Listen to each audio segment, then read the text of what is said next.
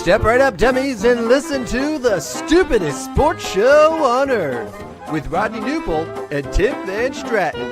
Yeah.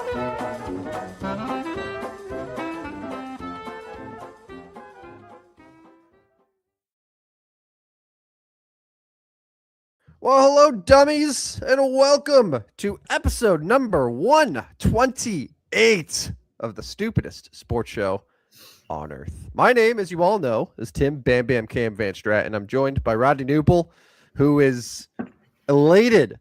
He is full of childlike joy and wonder as his Charlotte Hornets are on the verge of winning a historic 8th straight game as they are putting the beating down on the Houston Rockets in Houston. Rodney, how are you? I'm good, man. I'm good. Yeah, in Houston, Kevin Durant's went off 31 points, but not nearly enough. Not enough. Cousin Khan leads the Hornets, and the Hornets are going to win, and it looks like they are going to move within a half game of the play-in spot against the Bulls. Bulls tanking, so it's all yours, Charlotte. It's all yours. I'm doing well. We got a lot to do. I got the show planned tonight, and I was like, shoot, we need 2 hours, man. We are not going to go 2 hours because I'm not going to be on here until 11 o'clock. But I am going to move us along fairly quickly tonight so we can get to several things we got going on. We got shit to do, man.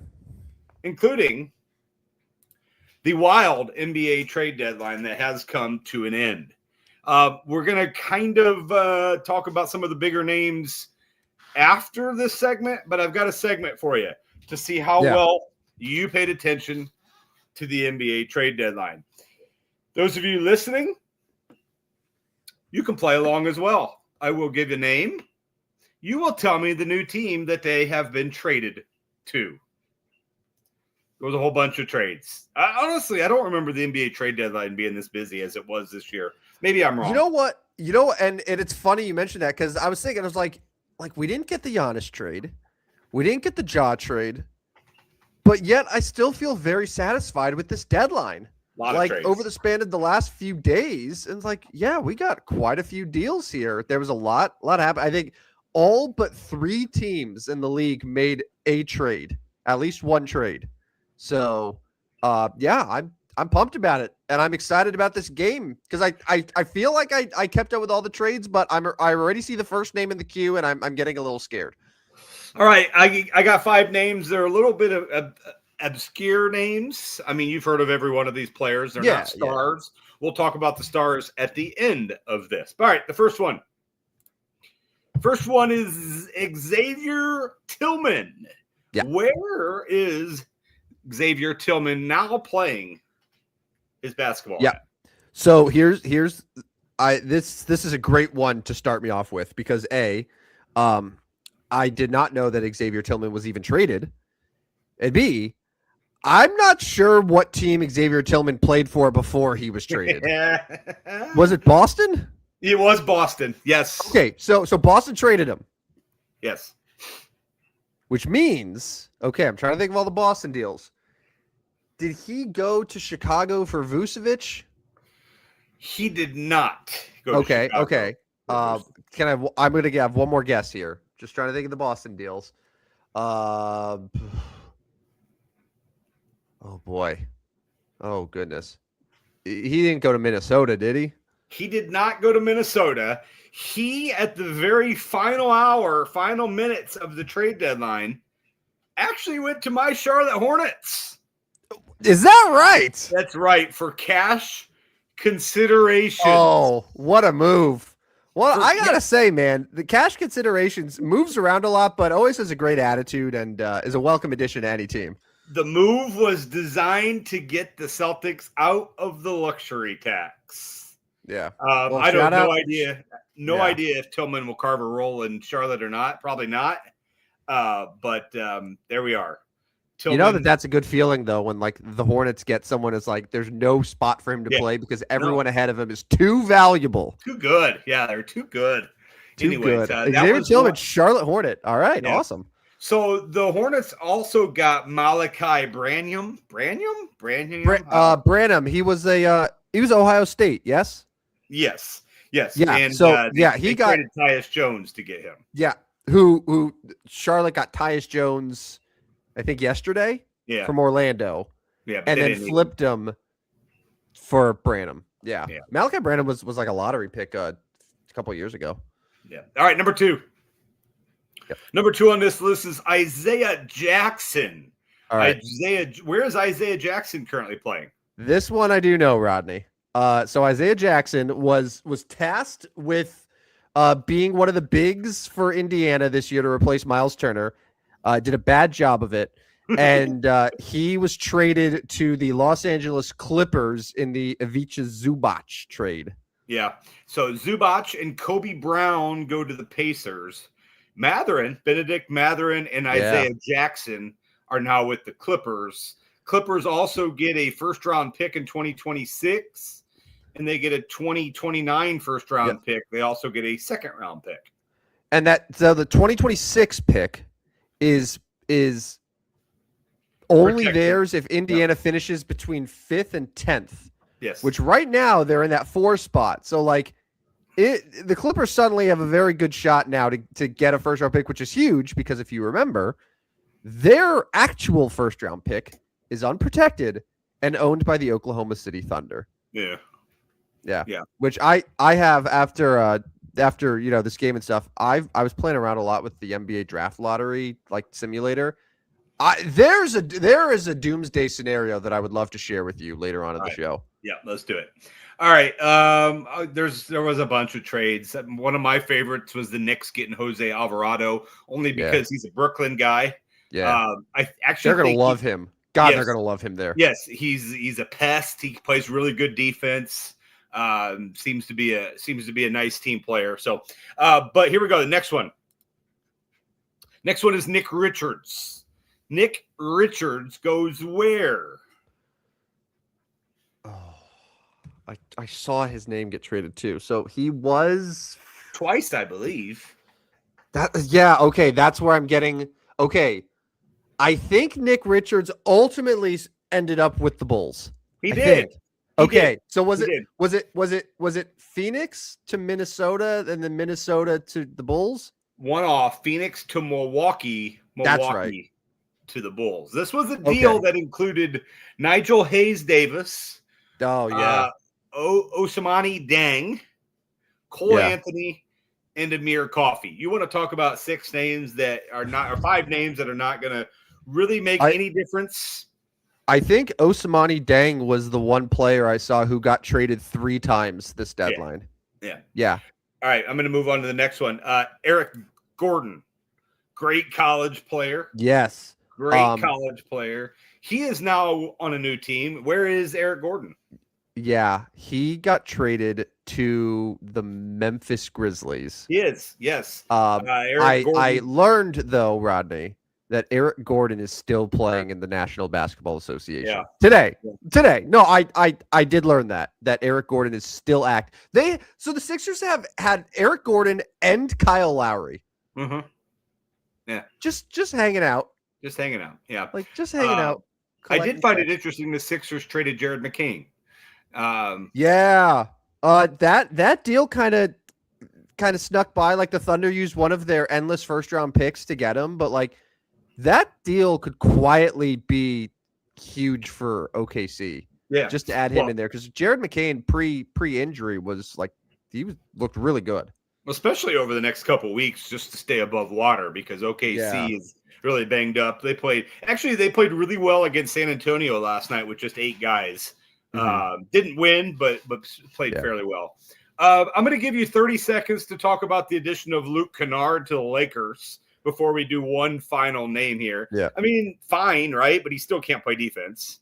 No. Yeah, he does not do anything for the Lakers that are ranked 24th overall in defense. They got Luka Doncic, who's horrific on defense. They got Austin Reeves, who's bad on defense. But what Luke Kennard can do is shoot the 3. He's shooting 49% from beyond the arc this year.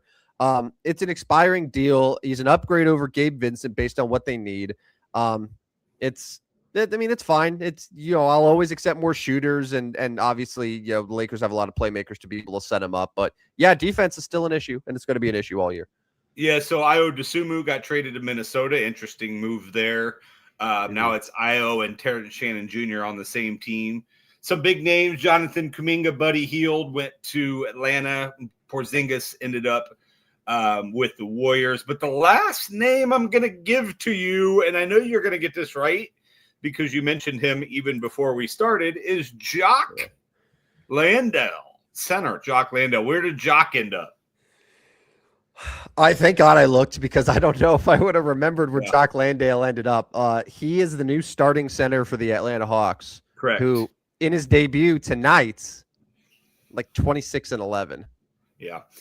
He was part of the Lonzo Ball to Utah in cast considerations, while Cleveland picked up 2 second-round picks. That's right. So Lonzo's one of the buyout guys. So he's a free agent. Cam Thomas is waived. That is a huge potential pickup for any contending team right now. Mike Conley's a free agent. I'm just trying to think of some of the guys that were sort of traded and then immediately waived. So the buyout market now is the next interesting thing. All right, so those are the 5 names. Let's go over these 2 things. Which team after the trade deadline is still clueless? Still clueless. So that implies that they were previously clueless. Yes. And is now clueless still. Yes. And since you set up the show, I'm going to assume it's the Chicago Bulls. Well, but also, one? there's a few. The teams that I'm stumped by the Bulls, who still cannot get a first-round pick to save their lives, but they're going to have 17 second-round picks. I was stumped by Utah, and we talked about that in the last show with the Jaren Jackson deal. Yeah. I was stumped by, I think, Sacramento to a degree. This could have been an opportunity here to, if teams that were trying to get Giannis couldn't get Giannis, well, hey, maybe you dangle Sabonis out there. Maybe you look to move DeRozan or Levine, but the worst team in the league, and they decided to just stand pat and not try to collect more assets down the line. Pacers took a risk, definitely giving up first-round picks. But I think the team that I'm just you got to be kidding me, is Miami. Yeah, didn't do anything. Didn't do a thing. No, they were the only Eastern Conference team. There's 15 Eastern Conference teams. They were the only one that did not make a single trade. I heard all week about, they're one of the finalists for Giannis. They're in talks about Ja Morant. Blah, blah, blah. And it's the Heat are in a position where they could very easily get a top 6 spot in the East. It doesn't take a lot. Yeah. And instead, they don't do a single thing because, God forbid, Rodney, God forbid, they have to trade Khalil Ware or Jaime Jaquez or Tyler Hero in a deal. Yeah, I agree with all of those. I agree with all those. Obviously, the Bulls and their second-round picks, who knows? And Miami, why didn't they have a chance? Why didn't they care to get any better? I mean, the Hornets aren't ready to compete. They are going to make the play-in game probably, but they didn't really upgrade much. I mean, Kobe White helps, but they got a lot of guards already. Yeah. So they basically swapped Colin Sexton for Kobe White. Yeah. That's an upgrade. That's an upgrade. Yeah. They got Xavier Tillman, as you mentioned, essentially for they swapped out Mason Plumlee for Xavier Tillman, which probably decent there. Yeah. And then Tyus Jones they got, but they got 2 second-round picks for him, and then they flipped Tyus Jones for Malachi Branham, who wing guy, and they probably had more of a need for him than another point guard. So no, I think they had a really good deadline, honestly. Yeah. So the next one, who got a ton better, which NBA team? And I'm gonna give an individual player here. I'm gonna give a winner to Nikolai Vucevic. Leaving Chicago, he's 35 years old.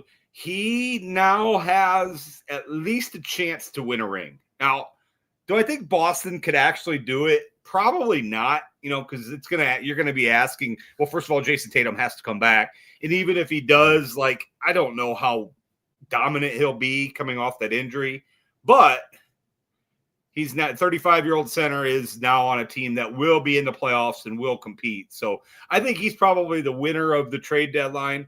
As far as the teams, I'll let you go here. Which team got a ton better? A ton better. I would say the one team that stands out to me is Cleveland. Yeah.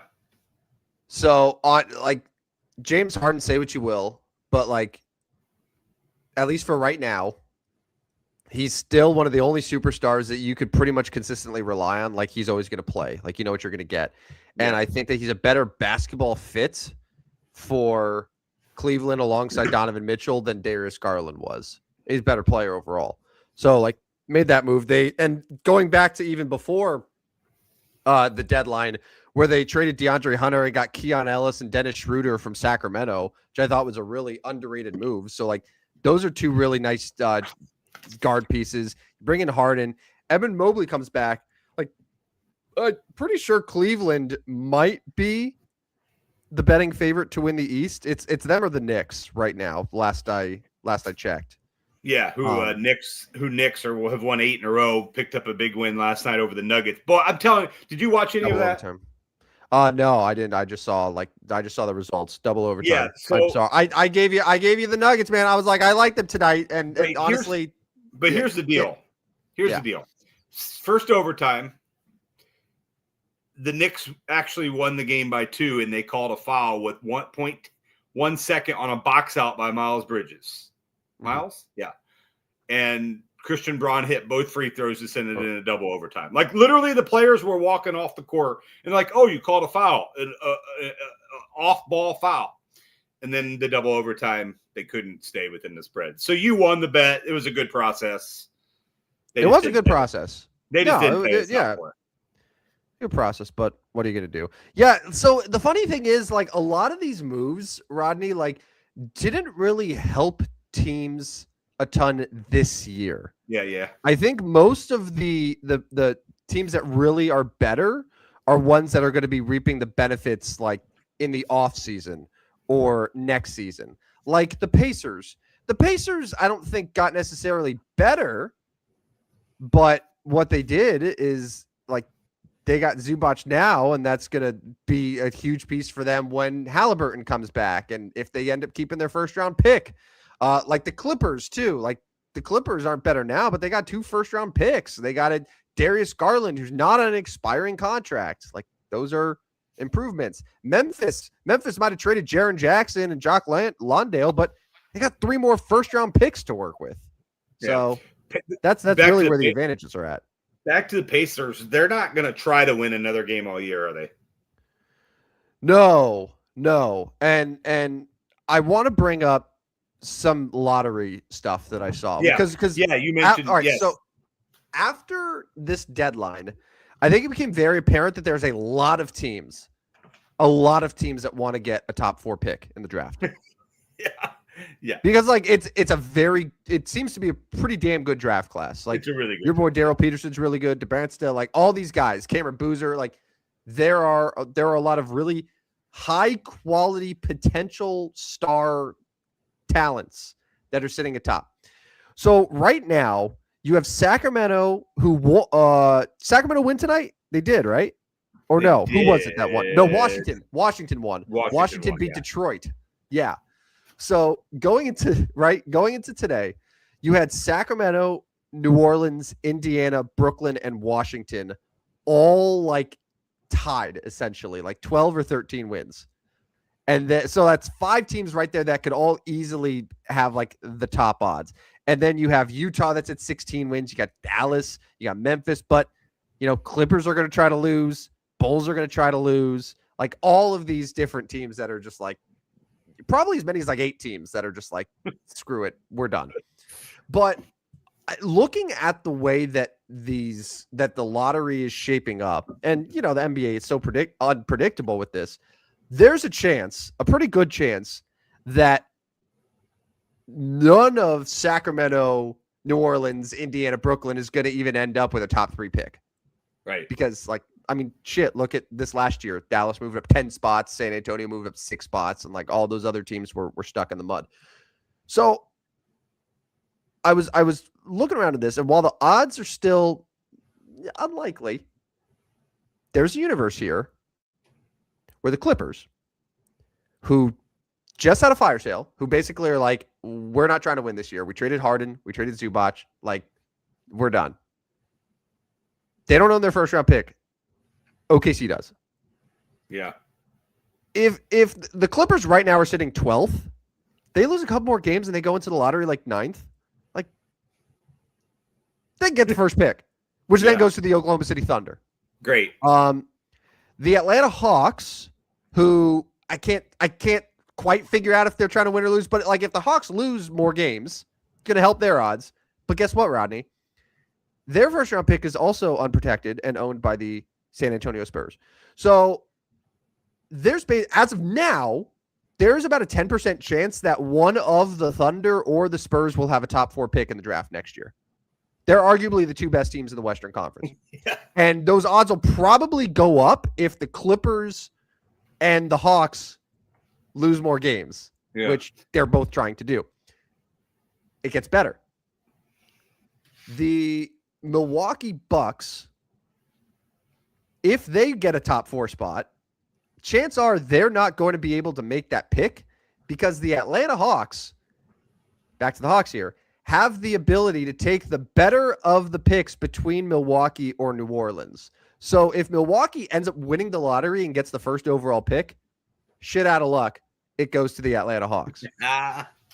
Now, the consolation for Milwaukee, however, is that Milwaukee would then end up getting New Orleans' pick. New Orleans is screwed either way. So New Orleans is not going to have a first-round pick. But if, like, Milwaukee ends up winning the lottery and then New Orleans moves down to, let's say, 4th, 5th, whatever, at least Milwaukee would get that. So all that to say, there's a universe. Oh, and also the Pacers, as we mentioned, if they move out of the top 4, that pick would go to the Clippers. So walk with me here. It's May, whatever. They're doing the draft lottery, and we get first overall pick, Clippers. Congrats, Thunder. You get it. Second overall pick, Atlanta. Congrats, Spurs. You get that. Third overall pick, Milwaukee. Oh, wait. Atlanta's going to take that one. Fourth overall pick, New Orleans. All right, Bucks. Here you go. Fifth pick, Pacers. Wait, that's going to the Clippers. So we could have the top 5 teams all end up having to trade their pick in one of the most top-heavy draft lotteries that we've seen in quite some time. That's wild. No, that's crazy. So it is going to be interesting to see how that all falls. And you're right, because it's not like the worst record gets number 1 pick. Like, we won't know until that night, which is going to make the draft lottery night a huge deal. Yeah, and I don't know why people are saying, oh, like the Bulls, for example. Oh, the Bulls they're tanking a year too late. Okay, well, guess what? I don't think we've ever seen a draft lottery in this new system where the actual worst team ended up with the first pick. Yeah, the Mavericks went into last year with they were 11th out of 14 teams, and they moved up 10 spots to the first pick. Like, the odds overwhelmingly say that a team from, outside of the top 5 is going to end up moving into the lottery here. That's crazy. So if you get, in that 6, 7, 8 range, like you're probably in pretty good shape, which is bad news then for the Sacramentos and the New Orleans or whatever that are sitting up top and not going to get anything. Brooklyn has their own pick. They're like, sweet, we don't have to worry about any trade bullshit, but they could move out of the top 4 because the Thunder and the Spurs are going to pick ahead of them. Yeah. Wow. That'll be something to keep an eye on. Wow. Okay. Let's move on to the Super Bowl, though. 25 minutes on the NBA. While it's Super Bowl week, is probably enough for now. We can get back to that after the Super Bowl. What I wanted to do is some fun novelty props here and kind of go over some NBA. We'll give our best bets for betting actual picks for the game here after this. Here's what we're going to do. I'm going to go over a few. We're both going to make our pick, and we'll track how we did on these. These are just like novelty, various things that go on during the game. You know what these are. All right. Coin toss, heads or tails? I'm gonna say tails. I go heads. Good work. Good luck. Who wins the coin toss? Seahawks or Patriots? Who is the home team? Who is the road team? New England's the home team. So Seattle is going to pick. New England is going to win the toss because the Patriots have had every single bit of luck on their side. It will continue via the coin flip. I've got Seattle. Color of the Gatorade, but there are some odds here. Run over these real quick. Orange and blue are plus 250. Yellow, lime, or green, 275. Purple, 700. Red, pink, 750. Water or clear is 1100. I don't know, man. That water clear is such a good value. 11-1. Yeah, I'll take those odds. You're going water clear for 11-1, and I'm going to go red, 750. Yeah, plus 750. And if the Patriots win, it would be they might go blue. All right. Do the teams drink Gatorade that's their own color? I don't think so. I don't think so. Yeah. What's the favorite again for that? Orange and blue. Orange and blue are both 250. What's the purple odds? 700. I kind of like purple as well. I think we'll get a dark horse Gatorade color. Even though, to be honest with you, I've never once paid attention to what the Gatorade color actually is during the games, and I forget instantly. Dude, is there a record kept somewhere of what the Gatorade color is year by year? Because I never know, and I never seem to look it up. I'll see if I can find that over the next day or two. All right. Jersey number of first touchdown scored. Over 10.5. minus 160. Under 10.5. plus 120. Jersey number of the first touchdown scored. Yeah, because Kenneth Walker's got a single-digit number. Drake May's at 10. JSN is what, 11? JSN, yeah. So he's 11. That's why. So basically, that's why the number's 10.5. That's a good number, man. Vegas, they know what they're doing. I will go. You know what? I'll go under. I am as well because I won't give it away. I'm going to go under as well at plus 120. All right. I have Gatorade information for you. All right. Let's hear it. All right. This is courtesy of AI Overview. Never fails. Orange is the most common Super Bowl Gatorade color since 2001. However, blue has dominated with 4 wins since 2015. Last year, the Philadelphia Eagles had yellow Gatorade, which followed consecutive purple baths by the Kansas City Chiefs in 25 and 24. So, Rodney, I have noticed something very interesting. In 2016 and 2018, 2016 and 2020, the Patriots won the Super Bowl, and both times they had blue Gatorade. The Seahawks in 2015 had orange. So that's why they're the two favorites. It's a whole new coaching staff. It's a whole new roster. I don't know. I'm going red pink. I think it's going to be a red. It's going to be a red Gatorade this year. So, all right. Thanks for that. That's some good numbers to know there. All right. I'm going to move on with a few more here. Total interceptions thrown on a play starting in the red zone.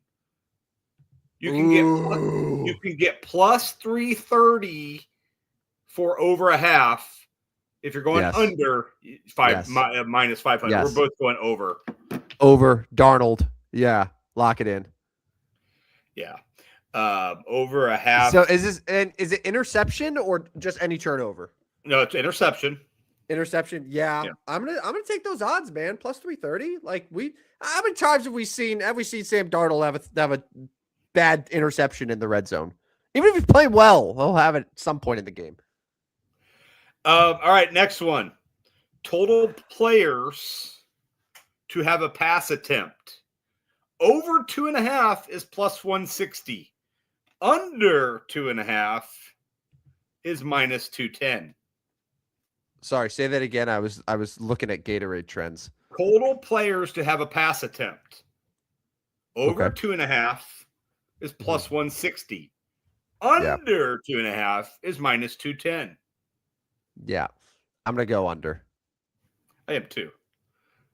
Nobody else is going to throw a pass. I don't know a Patriots or If I was getting those plus 330 odds on over, sure, Yes. why not? But not at plus 160 or whatever it's at. Nah, not All worth right, it. couple more here. Will there be a flea flicker attempted? Yes, plus 210. No, minus 290. No. No flea flicker. No flea flicker. They don't. Neither of these coaches are interested in that, huh?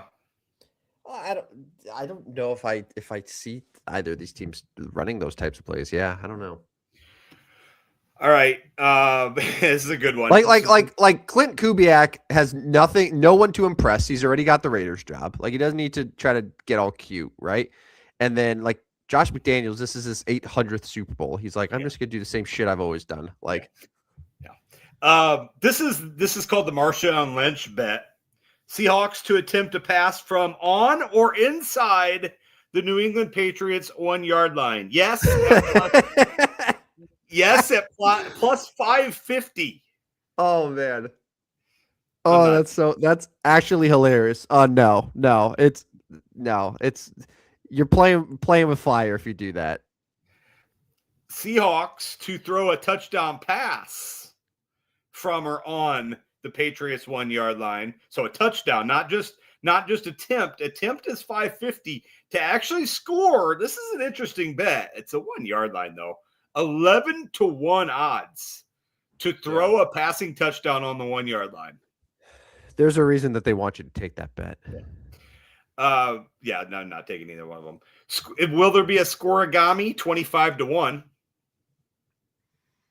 I don't think so. Quarterback to catch a pass 11-1. No, because we've already said that only 2 people will throw a pass all game. Yeah. Any non-quarterback to throw a touchdown pass, we don't like that either. That's 14-1. Score on the first offensive play. A score on the first offensive play is 20-1. No. But how on brand would it be for like all this talk about like the Patriots' luck's gonna come crashing down, and then first play of the game they give it to like Ramondre Stevenson, who somehow finds a gap against the best defense in the league and then scores a touchdown. 2 more. Will there be a kick return for a touchdown? That's the Rashad Shaheed roll right there. 22-1. 22-1 there on the kick return for a touchdown. I would consider taking a flyer on that. Same. I would. Same. And then any offensive lineman to score a touchdown 2-1. 22-1 there. I mean, we know that Mike Vrabel appreciates the non-conventional player scoring a touchdown, as evident by I don't know, like the 10 touchdowns he had in his career. But no, I don't think so. There's a whole bunch of like one that I found interesting, something like Jackson Smith-Njigba receptions or Jaylen Brown rebounds. I just things like that are some interesting ones. But I'm not going to get to any more Super Bowl. I haven't seen a national anthem time yet. That's one I've been trying to find. Who is doing the anthem? Oh, that's a great question. I knew this too. National anthem in the Super Bowl. Super Bowl.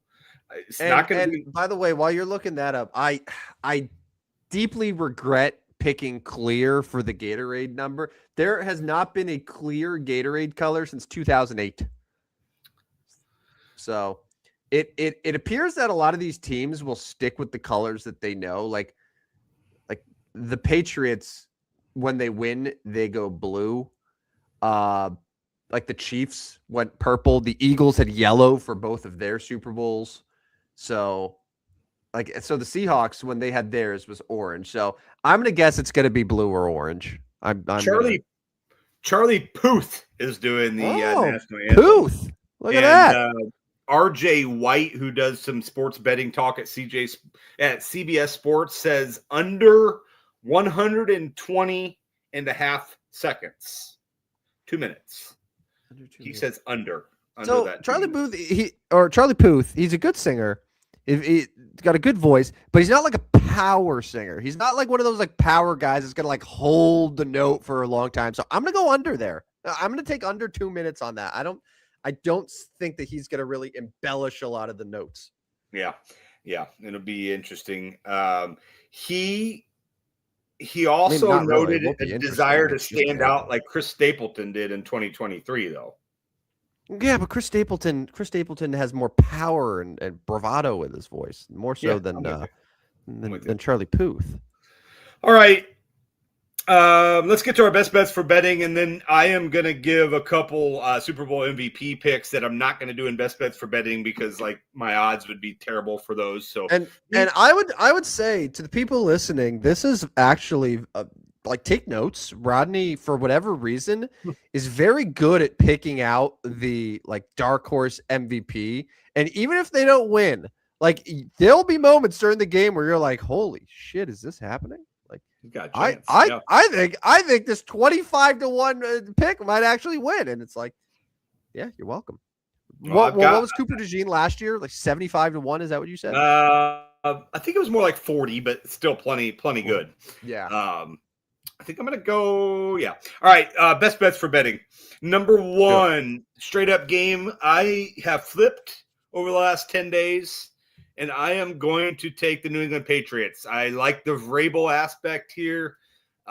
They've just been solid. I think that they can, with Josh McDaniel recalling the plays. This is you mentioned a zillionth, but this is his 10th Super Bowl.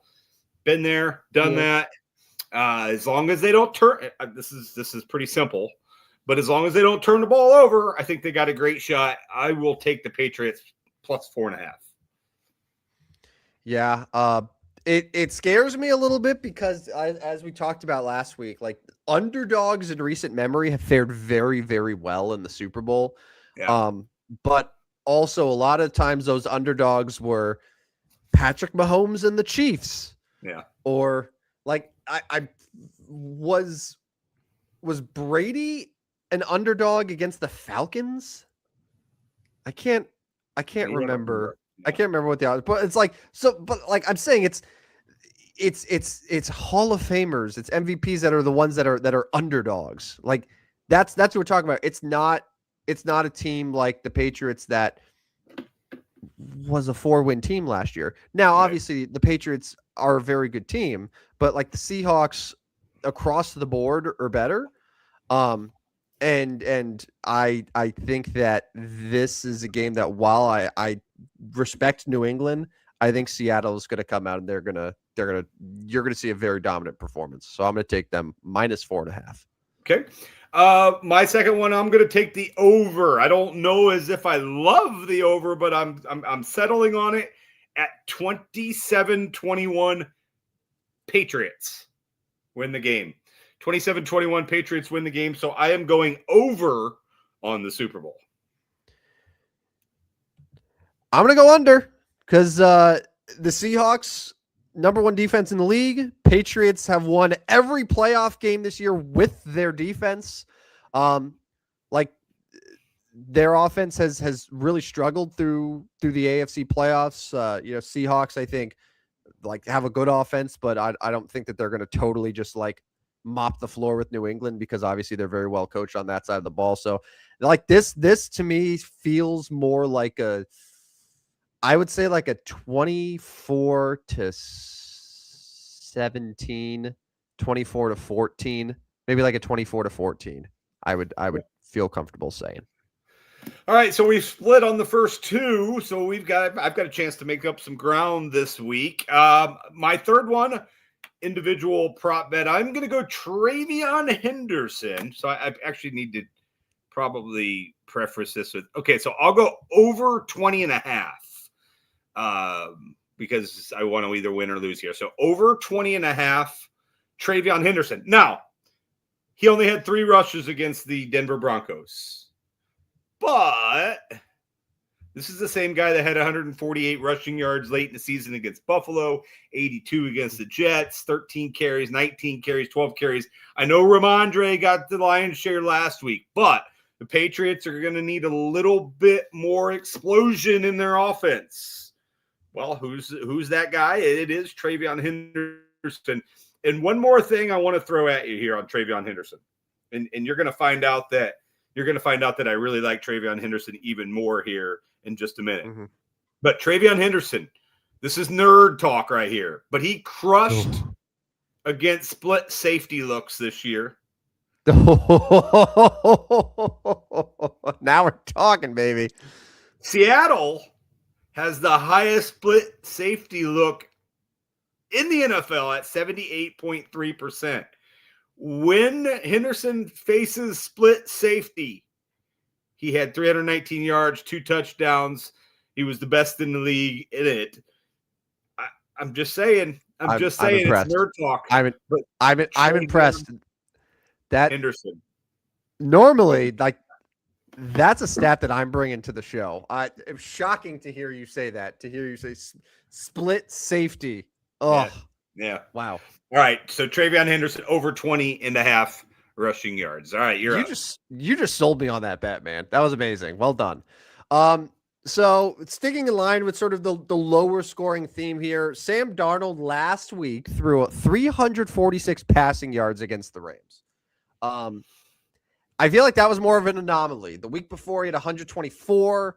The week before that he had 198. The week before that he had 147.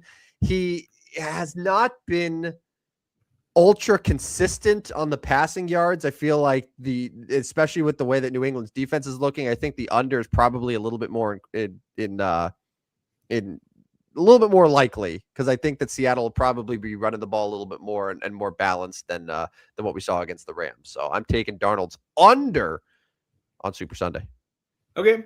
My fourth one is going to be JSN, the most talented player in this game. I don't think anybody could necessarily argue with that, who just won the Offensive Player of the Year award just a few minutes ago. Wow. In the NFL, the Offensive Player of the Year. His numbers right around 97 and a half. So I am going to go under 97 and a half receiving yards. He averaged 103 on the season, but I am going to take under. If I like the Patriots, they're going to have to play a little defense. I do like 27-21, so he may get in the end zone, but I don't think he's going to go huge chunks. I think New England's going to have an answer, going to have a plan for him. I will go under 97 and a half. That's a lot of yards. I'll go under. Hopefully he stays under 100 and I can win this one. So 97 and a half is the number. Yeah. All right, for this one, I'm thinking about like some of the targets here. You know, I saw you're on the under with JSN, and I'm on the under with Darnold, so it's a little bit risky. But I'm trying to think, okay, who are some of the other players that might get targeted? And AJ Barner is someone that's come to mind. You know, he hasn't really been too much of a factor this postseason, but down the stretch in the regular season, like against the Rams, he had 49 yards in a score. Against the Panthers, he had 43 yards in a score.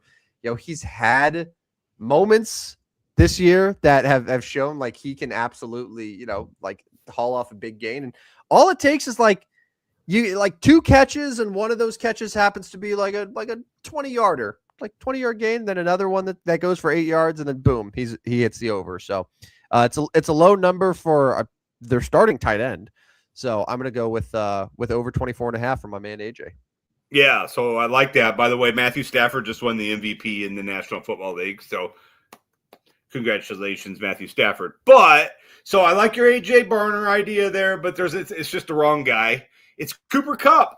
Cooper Kupp over 34.5 receiving yards. He has done that in his last 2 games, both games in the playoffs. He's averaging around 45 yards per game in the playoffs. He did score a touchdown last game. We saw him get 4 receptions. If I think JSN is going to be slowed a little bit, Darnold's going to have to find somebody different. It could be Barner. It could be Kupp. It could be both of them.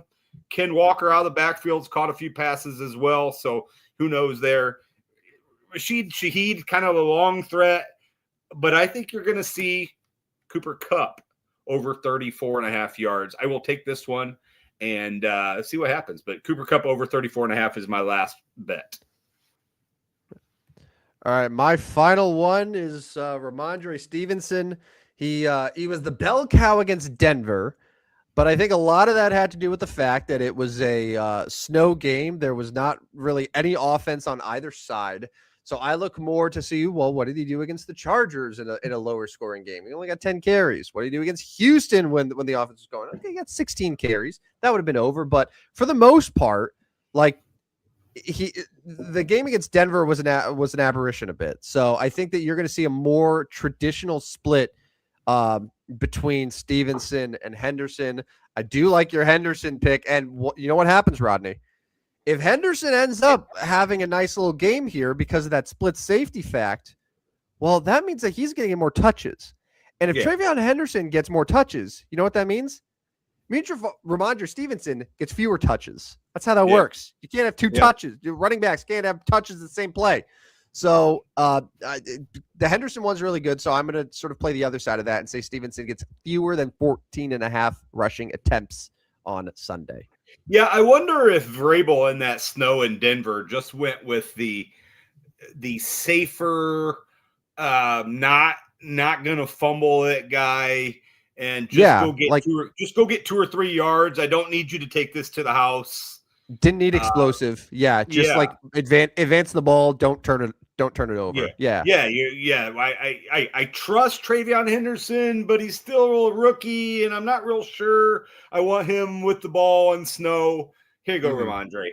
But I like Travion. So, all right. Before I give one more here, I'm 56 and 59. You're 58 and 57. So, all right. In addition, by the way, real quick, and this kind of ties into the Rushmore here because the Mount Rushmore segment we do is sort of honoring players of yesteryear. The NFL awards tonight, in addition to naming the awards for this season, which, as you mentioned, shout out Matthew Stafford for winning the MVP. The Pro Football Hall of Fame has announced their 2026 class 5 players. Drew Brees, welcome to Canton. Larry Fitzgerald, welcome to Canton.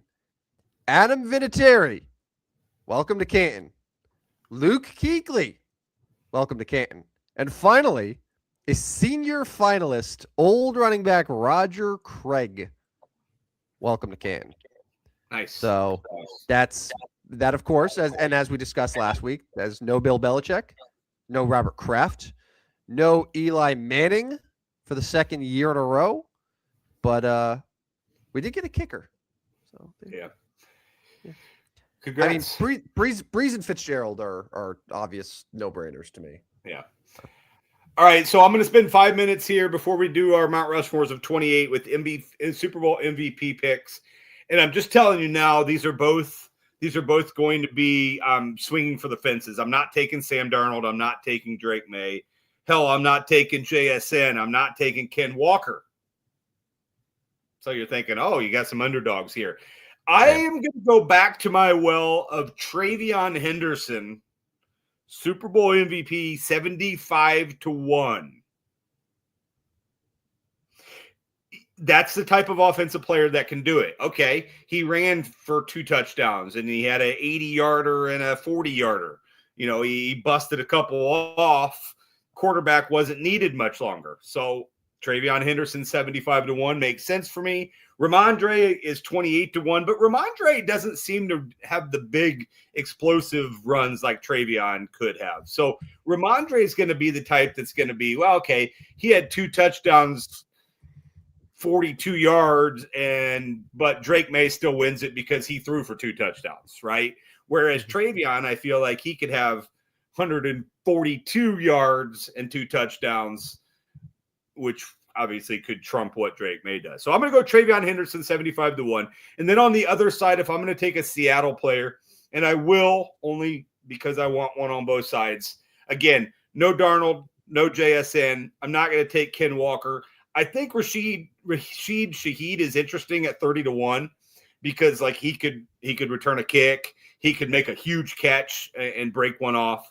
But I'm going to go ahead and just swing for the complete fences and hope that if this happens, if the Seahawks win the game, which I'm picking New England, but if they do, it's defense, and I'll go Devin Witherspoon at 100-1.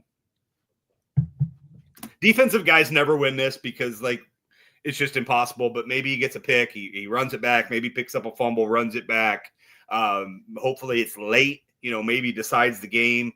It's the only bet that I really want to make there with the possibility of maybe Rashid Shaheed. I don't love Darnold at plus 120. If the Seahawks win it in a traditional game, that's what's going to happen. It's going to be Sam Darnold. Yeah, if the Seahawks win it 7, or let's say they win 20-10. Yeah. Darnold throws one touchdown.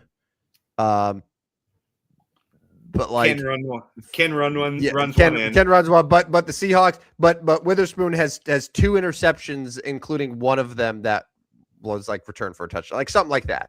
Yeah.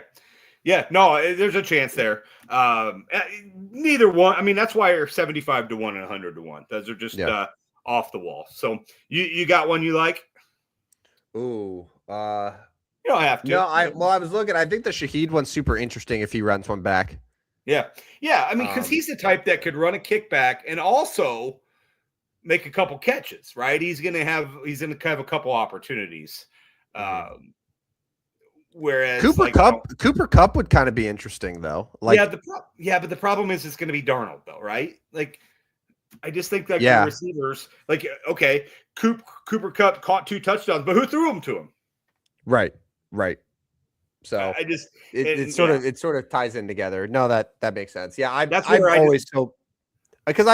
want to bet quarterbacks, but like it's overwhelmingly like the odds say it's going to be a quarterback. Yeah, I just don't love the receivers because of that fact. All right, that should do it for me. Do you have any other Super Bowl talk you want to get to before we do our Mount Rushmores?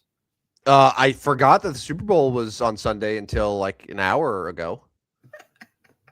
I haven't seen any buzz about it, man. It's been the whole time. There's been NBA talk, like all last couple days, man. It's dominated the conversation, and the Super Bowl just sort of taking a back burner. We haven't even got to Olympics today, too. I've been thinking about the Olympics, trying to get my schedule. Yeah. Figure out what I'm going to watch. Curling. All right. Let's get to the Mount Rushmores of 28. I'll start right away in the NBA, where I don't think we're going to have a winner here in the NBA. Sam Cassell. Well, thank God we started there.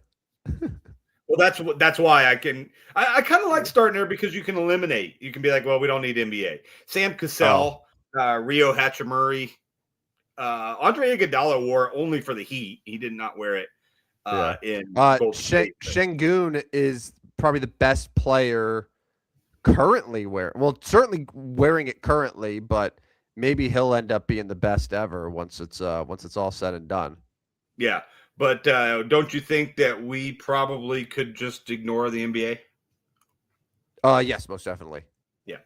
All right. What sport you want to do? I wanted to start in football because football, I see a ton of running backs, including former St. Louis Ram. Yeah. Marshall Faulk. Yeah, I think he's probably going to make this list. Yeah. So when I think of 28, like Faulk comes to mind, and the one that I thought of immediately on Tuesday night when we were teasing was Adrian Peterson. Yep. Like those two, and there's still Curtis Martin, there's Warwick Dunn, there's Fred Taylor, there's Corey Dillon. Jonathan Taylor is in the league right now. He wears 28. So like Jonathan Taylor, by the time his career is done, probably is going to be in that conversation as well. But yeah. I would say, if we had to take 2 guys, which I think we definitely can because we're not going to take any NBA dudes, I think I would go Marshall Faulk and I would go Adrian Peterson. Yeah, I like both those. I think, because I think this is going to be a split NFL and a split MLB. I'm doing a look on hockey right now to see if there's anyone that we're not thinking about off the top of our head. You're going to get some good. You go ahead and look through those. You're going to get some good Major League Baseball, including my guy and current Now, Arizona Diamondback, Nolan Arenado. Yeah. Good player. Arizona Diamondback. Yeah, you're right. It's weird, isn't it? It is, but I think it feels right. It feels right just him back in the NL West on a team that I don't really think about or pay attention to. It feels good to me. He has some good numbers against some of those NLS teams. So shout out to Yeah, but Nolan. like that was also when he was good. Yeah, and not old. But And Nolan not old, Arenado's yeah. on the list. John Smoltz, probably our maybe Mm. our best opportunity here. Is Justin Morneau, Burt Blyleven. was Smoltz 28? He's not coming up on my list here. He wore several different numbers. 28 was one of his numbers, so maybe we eliminate Smoltz because he didn't wear it the entire time. I don't even see him on here. Yeah, I'm definitely gonna eliminate Smoltz. So Burt Blyleven for sure, Nolan Arenado, Buster Posey was number 28. Yeah, good player. Good player, probably gonna be a first ballot Hall of Famer this time next year. Yes. Yeah. Remember Corey Kluber? Yeah, Corey Kluber, good player. Corey Kluber. You have JD Martinez. You have Jason Worth from Springfield. Yes. Yeah. Chatham most recognizably, but yeah, Springfield, Chatham, same place. So what are you thinking here? I still want to know where you got John Smoltz from, but yeah, we're gonna eliminate him. I'm gonna look up more in the detail, but your trusty AI overview says while often associated with other numbers, he wore 28 during his career. That is simply all right. I'm gonna go to John Smoltz baseball reference page right now. Do we trust baseball reference? We feel good about that? I mean, yeah, right. I would think John Smoltz in his career, Major League Baseball career, wore the number 29 his entire career with the Atlanta Braves, and then wore 30 for one season, half a season with the St. Louis Cardinals. So he was 29 literally all but 7 games of his career, and he was 30 for those other 7. Boy, they screwed that up, didn't they? Yeah, boy, that was real bad. Well, I started to get a feel. As soon as you said AI overview, because remember I used AI overview for the Gatorade fact. They got all the years wrong. Like they were saying the Patriots in 2016, where it wasn't the Patriots, it was the Broncos in 2016. Yeah. Oops. This is all right. So we'll get this AI stuff's taking over our world and everything's wrong. Yeah. No, I'm feeling good about all of our job securities as long as they're going to think that John Smoltz is still was 28 when he never wore it in his entire life. So who do you like in Major League Baseball here? Justin Morneau. Well, I don't even see Justin Morneau on here. Where are you getting that from? Boy, they really messed this up if that's the case. Oh, geez. I would go like Burt Blyleven is definitely the best one. Saw like him and Arenado because the only NHL guys that I see. So there's a couple NHL like Ty Domi was 28. Claude Giroux, longtime Flyer and still hanging around in the league. He was 28 as well. But other than that, like it's not really a strong number in the hockey world. Like no obvious Hall of Famers that wore it for many years. So both MLB guys. Burt Blyleven. Yeah, unless you want to go 3 NFL and throw like Curtis Martin or whoever in there, but if not, we can definitely go 2 baseball. I mean, we could say see it in Nolan Arenado, but he was pretty freaking good for a while. I mean, I would like to keep Nolan Arenado in there. I'll give you that respect, especially since Tuesday night was like Mike Trout, Vlad, and Scott Niedermayer. Like I'll give you Nolan Arenado, partner. Like I'm good with that. Burt Blyleven, Nolan Arenado, Adrian Peterson, and Marshall Falk.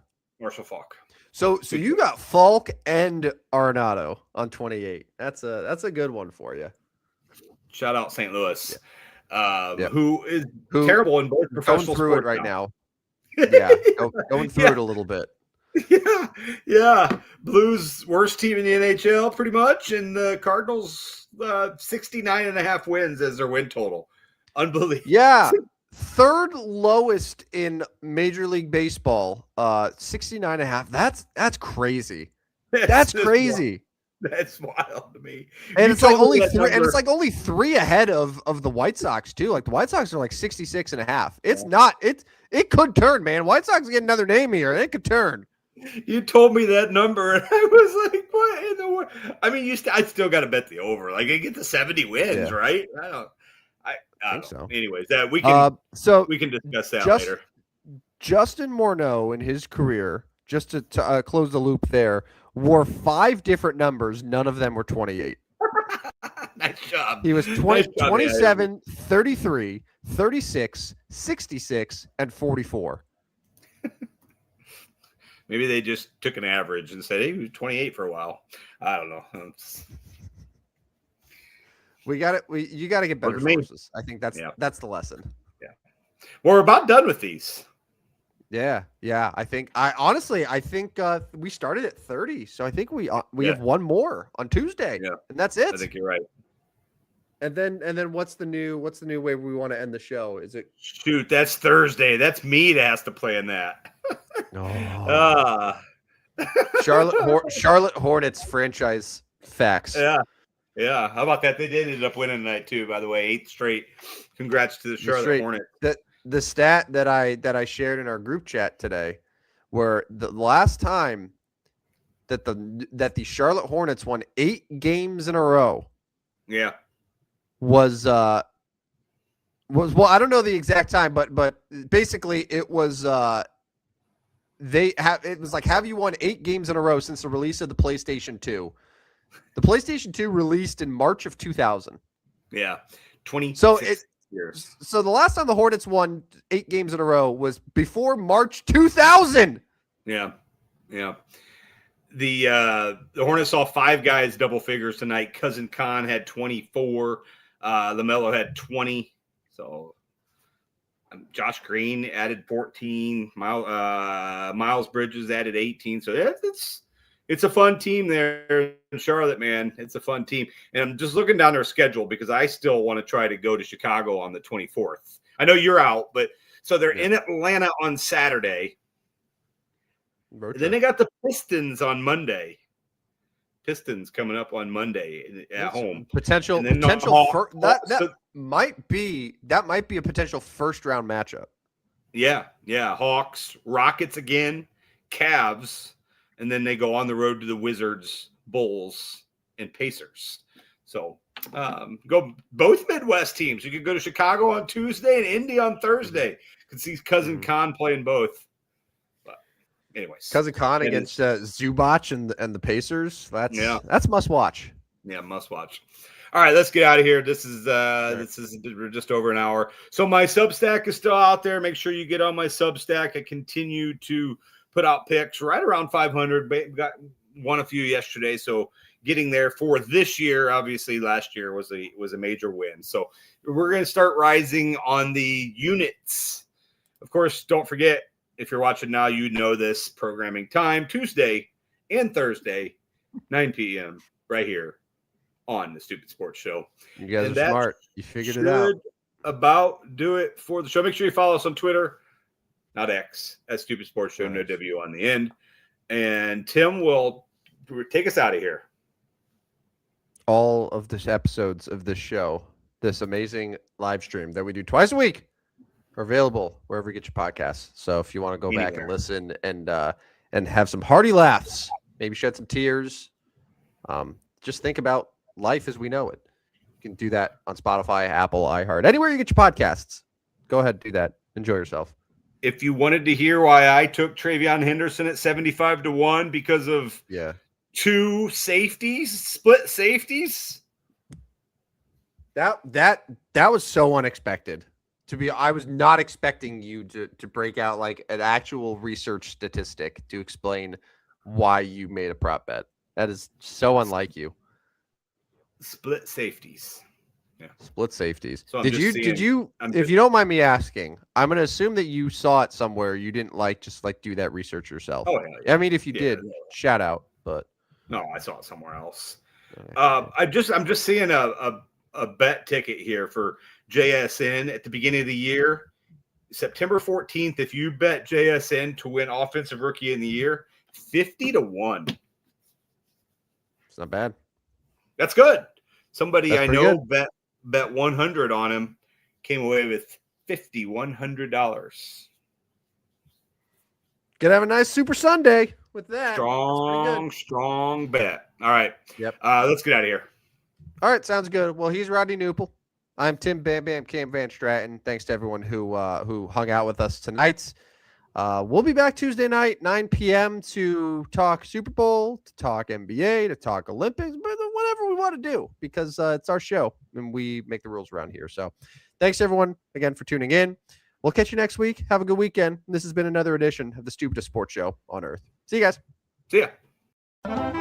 Step right up, dummies, and listen to the Stupidest Sports Show on Earth with Rodney Newple and Tim Van Stratton. Yeah.